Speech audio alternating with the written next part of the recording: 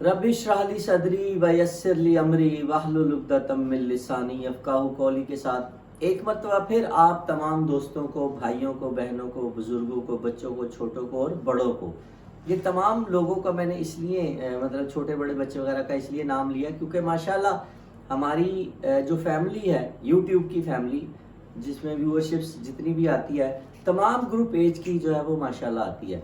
तो इसलिए मैंने आप तमाम का मतलब दुआओं के साथ ये सफ़र शुरू किया है और आपको अपनी दुआओं में शामिल रखा है। दुआ करता हूँ कि आप सब जहाँ पे भी हों खैरियत से हों और हमेशा शाद और आबाद रहें। जैसा कि आपको पता है कि अभी 2 दिन पहले ही इंडिया ने वर्ल्ड चैम्पियन एक मरतबा फिर लगभग 17 साल के बाद मेरे ख्याल में होने का एजाज़ हासिल किया, 2009 के बाद। तो मतलब पूरे इंडिया में क्या ही ज़बरदस्त किस्म की सेलिब्रेशंस हमें देखने को मिली।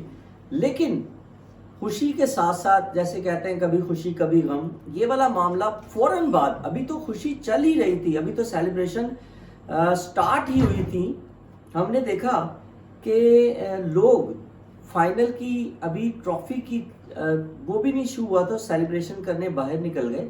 उसके बाद विराट कोहली आए और उन्होंने अपनी स्पीच में कहा कि वो T20 वर्ल्ड कप से रिटायरमेंट ले रहे हैं।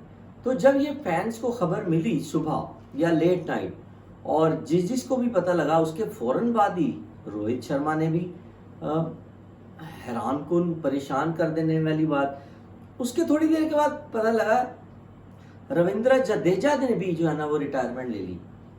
और तो और जैसा कि आपको पता है कि दी वॉल और मिस्टर डिपेंडेबल इस टीम को चैंपियन बनाने वाले, मेरा ख्याल है असल हकदार जो है इस टीम को चैंपियन बनाने में no doubt sir Rahul Dravid का बिल्कुल है और उनको क्रेडिट जाता है। जितनी भी उनकी तारीफ की जाए कम, और उनकी खिदमात को जितना भी सराहा जाए मैं समझता हूँ कम है। आपने देखा कि वर्ल्ड कप की जो स्पीच थी उनकी, क्या शानदार वो लम्हा था चंद मिनटों का, और उसमें बहुत खूबसूरत बातें हमें देखने को मिली और सुनने को भी मिली। सुनने को जो उनकी स्पीच थी, जो उनके ख्यालात थे जो दिल से निकल रहे थे, और जो इंडियन टीम के बारे में, विक्ट्री के बारे में, और जो सफ़र था उनका as a head coach Indian team के साथ एक लंबा अरसा था, वो उसके हवाले से जो उनकी खिदमात थी, जो उनके दिल की बात थी, क्या ही शानदार वो लम्हा था। मैं समझता हूँ चंद मिनटों का जो कैमरे ने अपनी आंख में महफूज किया, और साथ साथ एक डिसिप्लिन किस्म का हमें वहाँ पे जो है वो मतलब ये सेरेमनी छोटी सी जो थी चंद मिनटों की हमें नज़र आई। डिसिप्लिन क्या था, एक बहुत बड़ा नाम BCCI के चेयरमैन या सदर जो भी हैं जय शाह साहब, वो हमें वहाँ पे एक बच्चे की तरह लाइन में खड़े हुए, कतार में खड़े हुए, पूरी स्पीच सुनते हुए हाथ बांध के नजर आए, जो कि एक अहम, मैं समझता हूँ देखें पता नहीं कितने हेड कोच जो चेयरमैन होते हैं वो बनाते हैं, कितने ही कोच, कितने ही कप्तान, कितने ही सिलेक्शन कमेटी के ओहदेदारान, और कितने ही नुमाइंदे जो चेयरमैन के मतलब क्रिकेट की बोर्ड के अंदर होते हैं, तो चेयरमैन उनको बनाता है, लाता है, या उसकी सवाबदीद पे ये सारा होता है। लेकिन यहाँ पे खूबसूरत बात हमें देखने को मिली कि जनाब जय शाह साहब खड़े हुए थे और उन्होंने बड़े पुरइन्हमाक तरीके से और बड़े ही जिसे कहते हैं सब्र व तहम्मुल के साथ पूरी की पूरी स्पीच सुनी, और वो भी उससे लुत्फ अंदोज हुए।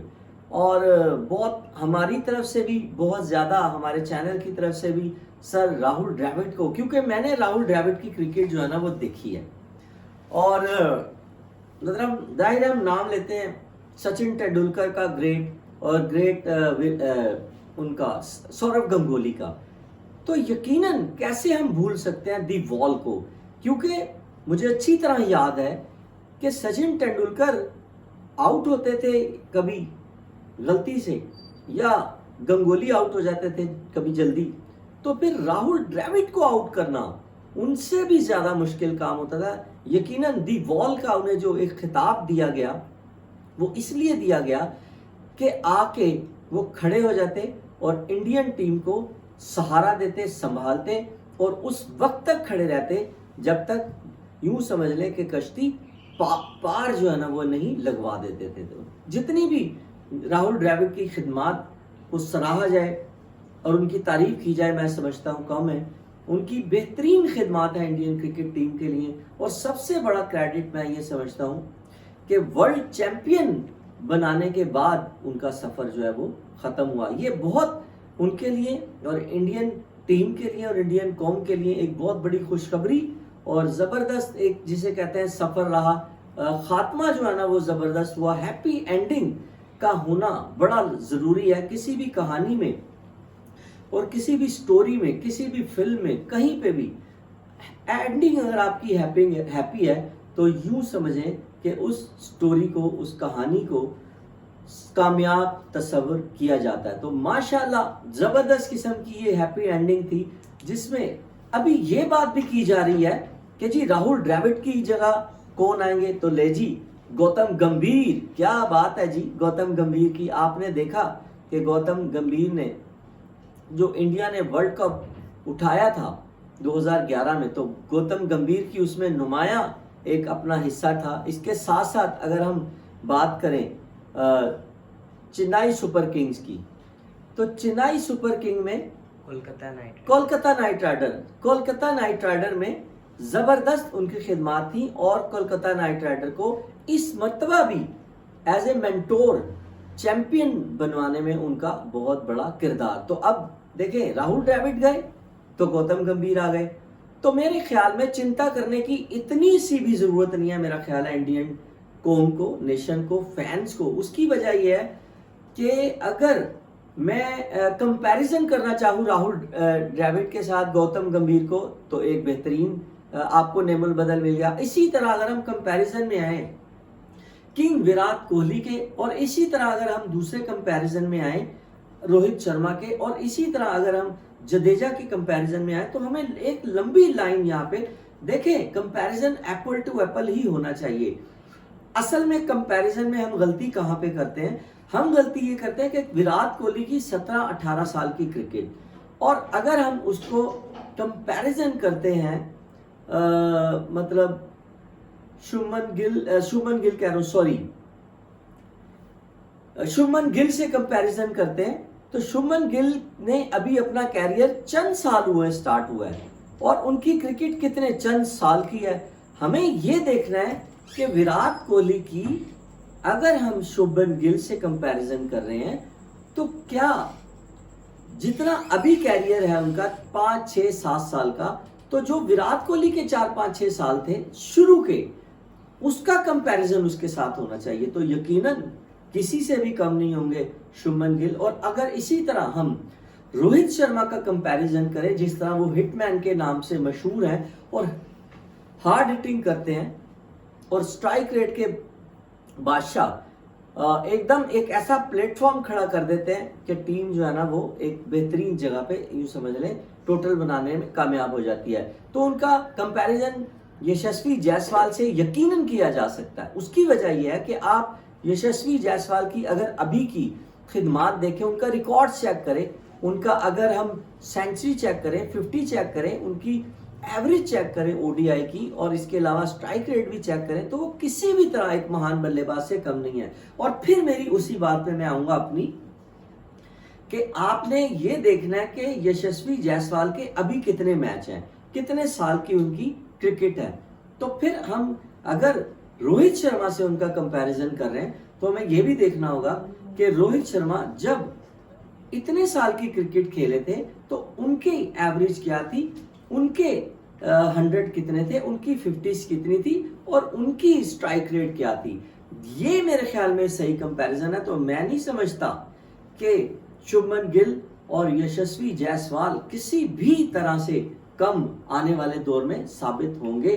तो मेरा ये मानना है कंपैरिजन में हमें, मेरा तो ख्याल है, जाना भी नहीं चाहिए। और ये कंपैरिजन बनता नहीं है। एक बहुत बड़े कद काट का प्लेयर है विराट कोहली, उसका तो किसी से भी कंपैरिजन नहीं बनता। मैं समझता हूँ दुनिया में इस वक्त विराट कोहली का किसी से भी कंपैरिजन नहीं बनता, रोहित शर्मा का कंपैरिजन नहीं बनता, लेकिन हम फिर भी कंपैरिजन में चले जाते हैं, कंपैरिजन करते हैं फलां से, खास तौर पे बिला वजह का कंपैरिजन बाबर आजम के साथ करते हैं। मैं नहीं समझता कि कंपैरिजन की बिल्कुल एक ABCD जो है वो यहाँ पे बनती है। हाँ, ये जरूर है कि यशस्वी जायसवाल, रोहित शर्मा, अभिषेक शर्मा, ये वो आने वाले स्टार हैं जो कि आने वाले दिनों में इनकी कमी महसूस बिल्कुल भी नहीं होने देंगे। देखें, एक वक्त वो था जब सचिन तेंदुलकर, सौरव गंगोली और राहुल द्रविड़, ये बड़े बड़े नाम, और वीरेंद्र सहवाग, और मतलब एक नाम मैं भूल लूँ अभी मेरे ज़हन में आ जाएगा, वो भी बड़े ज़बरदस्त प्लेयर थे। तो ये लोग वो थे जो ऐसे लगता था कि यार ये जाएंगे तो फिर इंडियन टीम के पास कौन आएगा। भाई यहाँ पे तो मतलब आपकी जो ट्रॉफी है, जो स्ट्रक्चर है, ये इतना स्ट्रांग है कि एक जाता है और दूसरा बिल्कुल उसकी जगह लेने के लिए तैयार होता है। तो मेरा ये मानना है कि राहुल द्रविड़ की जगह जिस तरह से गौतम गंभीर ने ले ली, तो चंद ही थोड़ा ही अरसा लगेगा कि मेरा ख्याल है कि हमें T20 के अंदर बिल्कुल भी कमी महसूस नहीं होगी रोहित शर्मा की और विराट कोहली की और इसी तरह जडेजा की भी। तो अपनी राय से मुझे जरूर आगाह कीजिएगा कि आपका इसके बारे में क्या ख्याल है कि कितना टाइम लेंगे ये तीनों प्लेयर, और क्या इनका वाकई ये नेमुल बदल हो सकते हैं या नहीं हो सकते, और क्या ODI जो हमारा चैंपियन ट्रॉफी है उसमें इंडियन टीम को पाकिस्तान आना चाहिए या नहीं। अपनी राय का इजहार जरूर कीजिएगा। इजाजत दीजिए, अल्लाह हाफिज।